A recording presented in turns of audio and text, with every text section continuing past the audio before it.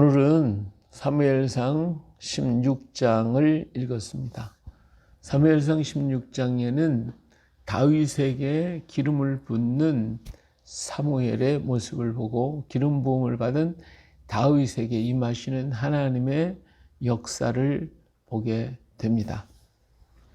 자, 사무엘은 사울이 이렇게 하나님 말씀을 듣지 아니하고 자기 뜻대로 자기 생각대로 하는 것을 보고 너무 마음이 아파가지고 하나님께서 그를 버리시겠다고 하셨기 때문에 사무엘이 계속해서 슬퍼서 사울을 위하여 기도했습니다. 그랬더니 하나님께서 뭐라고 하시냐면 내가 언제까지 그렇게 슬퍼하겠냐. 이제 너는 기름을 채워 뿔에 기름을 가지고 와서 베들레헴 사람 이새에게 가라. 그 아들 중에 내가 한 왕을 보았다. 그러니까 가서 그에게 기름을 부어라. 이렇게 얘기를 하시죠. 그러니까 이 사무엘이 아니 내가 다른 사람에게 기름을 부으면 사울이 듣고 나를 죽이려고 하지 않겠습니까? 그러니까 하나님께서 지혜를 주시죠. 너는 암송아지를 끌고 가서 내가 여호와께 제사를 드려왔다. 그렇게 얘기를 하라. 그리고 이새를 청하라고 했습니다. 그래서 사무엘은 하나님의 명령대로 송아지를 끌고 베들레헴으로 갔어요. 그래서 그곳에서 사람들을 모아가지고 베들레헴 장로들이 웬일인가 해가지고 그냥 걱정을 하고 있을 때 두려워하지 말아라. 내가 하나님께 제사를 드리러 왔노라 하면서 그 사람들을 다 불러서 함께 제사를 드릴 때에 이새도 불러가지고 그래서 제사를 드리도록 그렇게 했습니다. 자, 하나님 앞에 제사를 드리고 그리고 이새와 함께 온 그 베들레헴 사람들과 함께 식사를 나누게 됐죠. 그때 사무엘은 이새를 조용히 불러서 그 자녀들을 이렇게 소개를 하게 합니다. 이새가 큰 아들을 불렀죠. 불러서 엘리압을 불렀습니다. 엘리압을 이렇게 보니까 정말로 장대하고 용모가 아름답고 참 멋있었어요. 그래서 사무엘이 과연 하나님의 기름 부을 자가 여기 있구나. 이렇게 생각을 하고 부으려고 할 때에 하나님 아니다. 엘리압은 아니다. 내가 지금까지 용모를 보고 외모를 보고 사람을 택하여서 그렇게 왕을 삼았는데 난 버렸다. 그러니까 이제는 용모를 보지 마, 외모를 보지 말고 나는 그 중심을 보겠다. 이렇게 말씀을 하셨어요. 그 둘째 아들을 지나가게 했습니다. 아비나답을. 아니고 삼마도 지나가게. 이렇게 다 지나가게 했어요. 근데 7 아들이 전부 다 지나갔어요. 그래도 하나님의 응답이 없는 거예요. 이제 아들이 다 지나간 것 같은데 그래서 사무엘 하도 이상해서 이새를 불러가지고 물어봤어요. 이 아들이 다냐? 얘 하나가 있긴 있는데 지금 양치기를 하고 있습니다. 그래? 빨리 사람 보내가지고 걔를 데리고 와라. 그래서 다윗이 왔죠. 다윗이 왔는데 보니까 그의 빛이 붉고 12절에 눈이 빼어나고 얼굴이 아름답더라. 그렇죠? 하나님께서 그때 그를 보고서 이가 크다.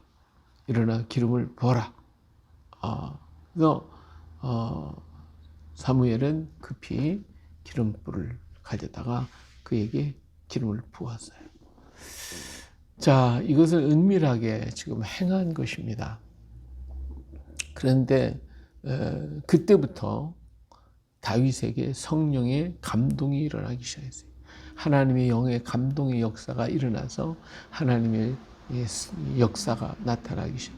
다시 말하면 성령의 감동이 그때 일어나기 시작하는 거예요. 그래서 다윗에게 새로운 마음, 새로운 역사, 새로운 일들이 일어나기 시작합니다. 자, 오늘 여기서 우리가 보듯이 하나님은 오늘도 우리의 외모를 보지 않습니다. 우리가 외모가 아무리 출중하고 아름다워도 하나님은 그것을 통해서 쓰지를 않습니다. 세상은 외모를 봅니다.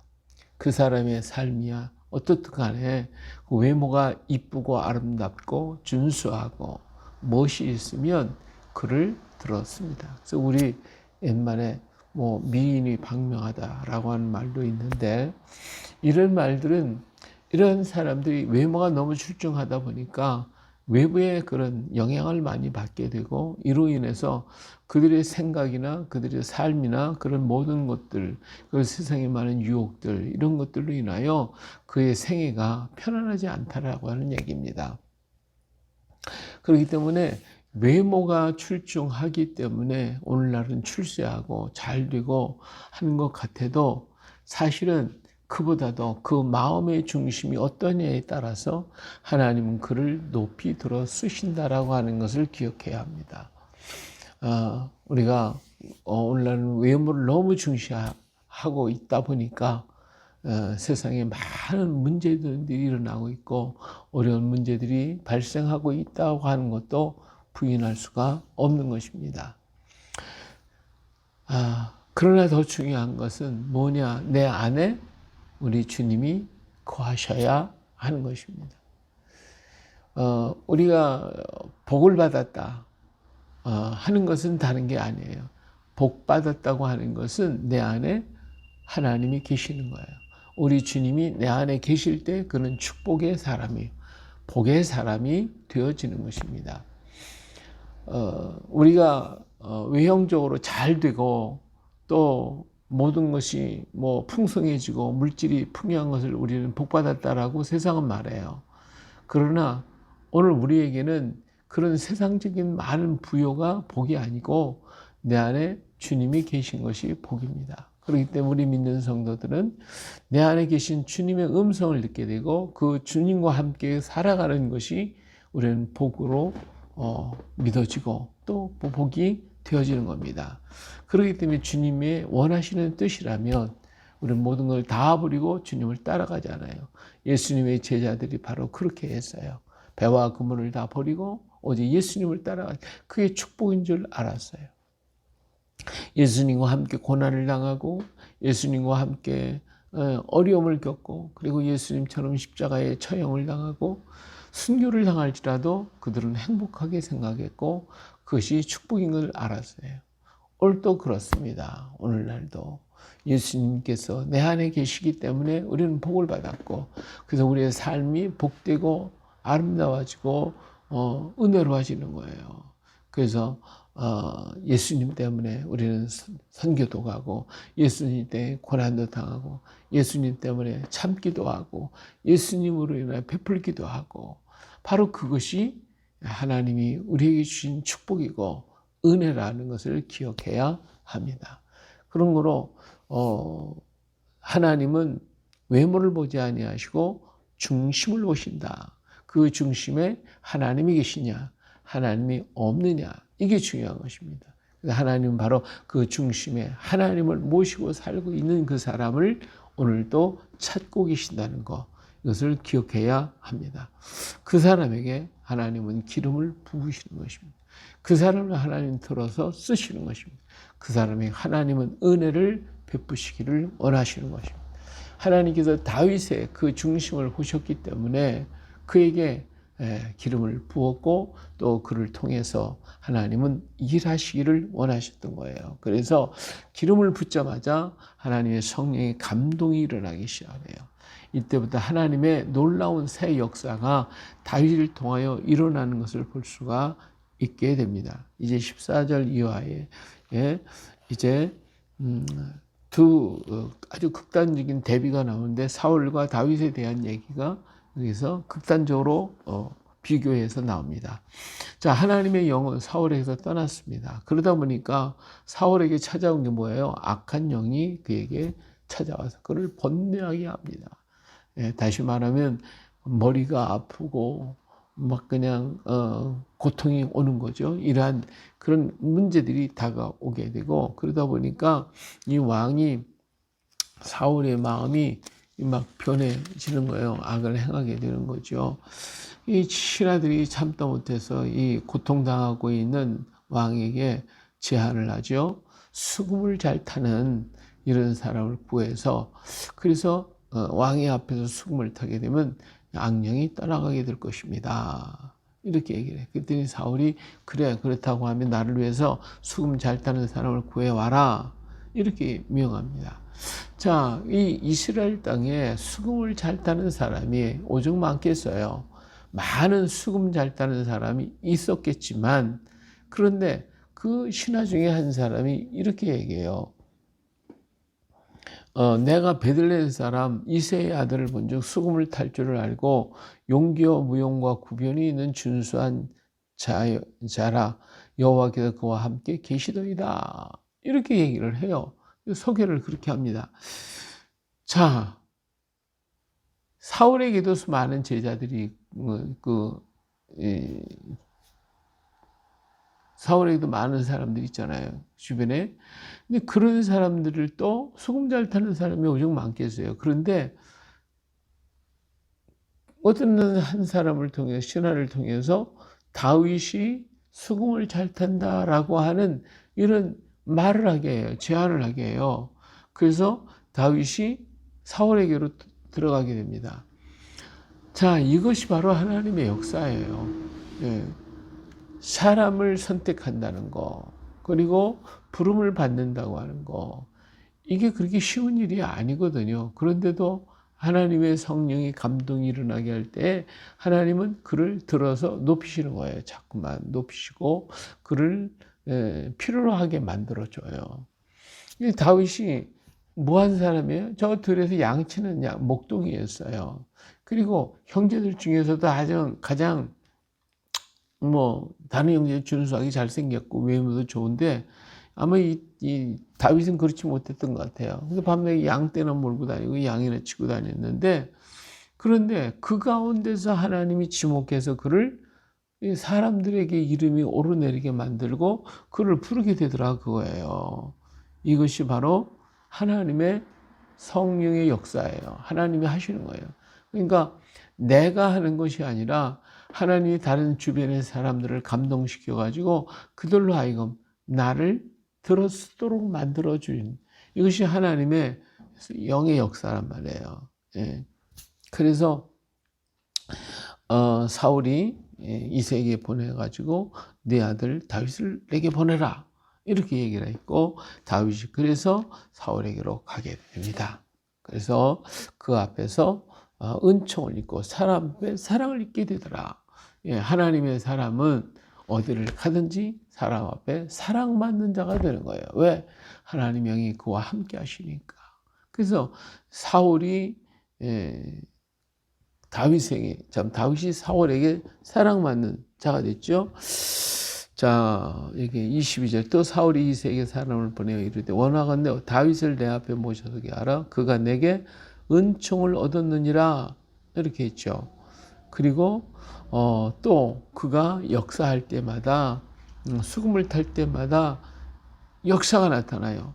그래서 23절에 하나님께서 부리시는 악령이 사울에게 이를 때에 다윗이 수금을 들고 와서 손으로 탄즉 사울이 상쾌하여 낫고 악령에게서 떠나더라.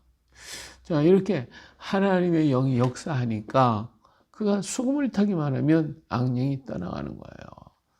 수없이 많은 사람들이 수금을 잘 탈지라도 악령이 떠나지 않을 수가 있어요. 왜? 하나님이 함께하지 않는다면 아무리 아름다운 음악이라든지 수금이라도 떠나지 않는 거예요. 그러나 하나님 영이 함께하기 때문에 이렇게 악령이 떠나가는 역사가 있게 됐더라. 자, 오늘 우리가 하고자 하는 모든 일들 속에서 하나님이 함께 하실 때 거기 그 역사가 빛을 발하게 되어 있고, 그것을 사람이 인정해주고 그 하나님께서 함께 하시기 때문에 모든 사람들이 듣고 칭찬하고 인정받아서 그의 명성이 높아질 수 있도록 만들어 주시는 겁니다. 이게 하나님의 성령의 역사요, 하나님의 특별하신 은총이라고 하는 사실을 우리는 기억해야 합니다. 그렇기 때문에 내가 어떤 일을 벌리고 내가 어떤 일을 해서 그 사람이 유명해지는 것이 아니라 하나님의 성령이 무명한 존재 같고 보잘것없는 존재 같고 사람의 눈에 띄지 않던 사람도 하나님이 영이 역사하게 될 때에 사람 앞에 인정받고 사랑받고 눈에 띄임을 당하는 그러한 사람으로 변화되어지고 바뀌어지게 되고 하나님은 순차적으로 한 단계 한 단계씩 높여주는 거예요. 처음부터 하나님을 확 높이면 얼마나 좋겠어요. 그러면 감당이 안 되는 거예요. 그러면 교만해지는 거예요. 바로 그 대표적인 사람이 사울이에요. 사울은 가정에서 갑자기 왕으로 올라가잖아요. 그러다 보니까 그는 교만해졌고, 그래서 하나님의 말씀을 따르지 않고 자기를 위해서 기념비도 만들고 자기를 높이기 위해서 자기의 부를 축적하기 위해서 그런 모든 악한 일을 했기 때문에 하나님 버림받잖아요. 근데 하나님의 성령이 인도하심을 받으면 하나님은 한 단계 한 단계 한 단계 이렇게 자꾸 높여가면서 그 가운데 하나님 훈련하고 또 훈련하고 연단하고 또 훈련시켜 가지고 하나님이 쓰시기에 합당한 일꾼이 되도록 만들어 주셔요. 대표적인 사람이 요셉이에요. 요셉은 아버지의 집에서 정말 사랑만 받던 사람이잖아요. 근데 그가 아버지의 집에서 떠나서 종살이 하잖아요. 종살이해서 그 가정에 또 보디바의 집에 또 집사가 되고, 그리고 또 다시 떨어져 갖고 감옥에 가주면 또 감옥에 가서 사람 수종드는 사람이 되어지고, 거기서 그 사람들에게 정치에 대한 모든 것들을 듣게 하고, 그리고 난 다음에 그를 들어서 그 완숙이 되었을 때에 그가 궁중으로 불림을 받아가지고 한 단계 한 단계 훈련하고 연단하고 훈련하고 연단계 해서 그를 세워가지고, 그래서 총리를 삼아 놓으니까 그가 위대한 총리가 됐잖아요.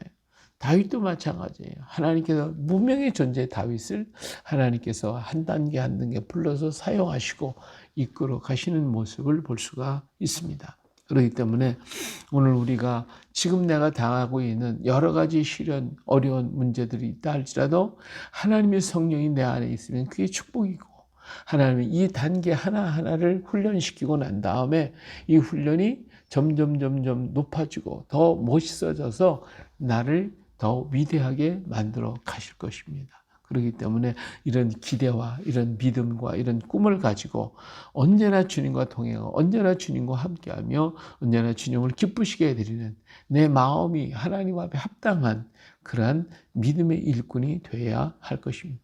지금은 무명한 존재 같으나 하나님 유명하게 쓰실 것이고, 무익한 존재 같으나 유익한 존재로 만드시고, 아무것도 할 수 없는 자 같으나 하나님 유능한 자가 되게 만들어서 하나님 앞에 크게 쓰임받는 그런 일꾼이 되어질 것입니다. 이런 소망, 이런 믿음, 이런 하나님의 인도하심을 믿고 오늘도 내 마음속에 예수 그리스도를 모시고 주님의 보혈로 머리부터 발끝까지 우리 온 몸과 마음과 영혼을 정결하게 씻고 주님 내 안에 계심으로 인하여 주님이 원하시는 그 길을 향하여 한 걸음씩 한 걸음씩 오늘도 착실하게 아주 온전하게 순종하고 따라가는, 그래서 하나님 앞에 쓰임받는 귀한 일꾼들 되시기를 예수님의 이름으로 축복합니다. 할렐루야.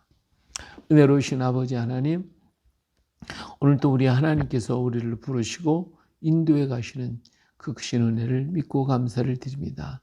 하나님의 인도함을 받을 때에 사울은 하나님 앞에 귀 쓰는 사람이 됐지만 하나님의 영이 떠나고 보니까 그에게는 악령이 역사를 했고 그는 고통 속에 사로잡힌 자가 됐습니다. 다윗에게 하나님의 영이 역사하니까 하나님의 여러 모양으로 그를 인도해 가시며 이끌어 가시는 모습을 봅니다. 주님, 오늘도 주의 성령이 우리를 인도해 주시고 주께서 우리를 주장하여 주시옵소서.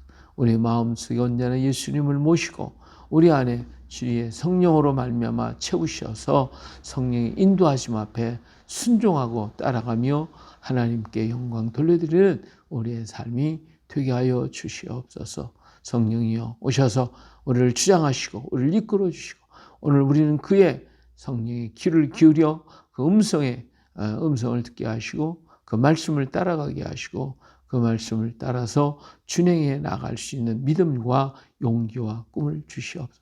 우리의 환경이 어떠하든지 어떤 어려움과 문제가 있다 할지라도 그곳에서 실망하나 좌절하는 것이 아니라 오히려 하나님이 그것을 통하여 나를 훈련하고 연단하신다는 이 소망과 꿈을 가지고 더 기뻐하며 감사하며 찬송하며 살게 하옵소서. 하나님 아버지, 오늘도 우리에게 수없이 많은 악한 흉악의 결박들이 우리를 묶으려고 이 모양 저 모양 엮여 있고, 우리 사랑하는 형제들, 자매들 중에서도 이 흉악의 결박에 묶여 있어 고통을 당하고 괴로움을 당하는 안타까운 영혼들이 많이 있습니다.